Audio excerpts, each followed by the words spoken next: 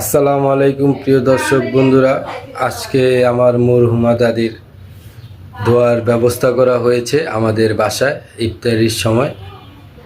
সবাই আমার দাদির জন্য দোয়া করবেন। পাগলিটাকে অনেক মিস করি। আমার অনেক ভালোবাসার একজন মানুষ ছিলেন আমার দাদি। আমি আমার দাদিকে অনেক ভালোবাসতাম।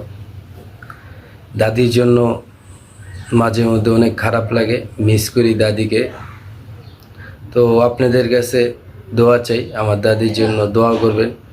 আল্লাহ যেন দাদিকে বেহেশতে নসিব করে।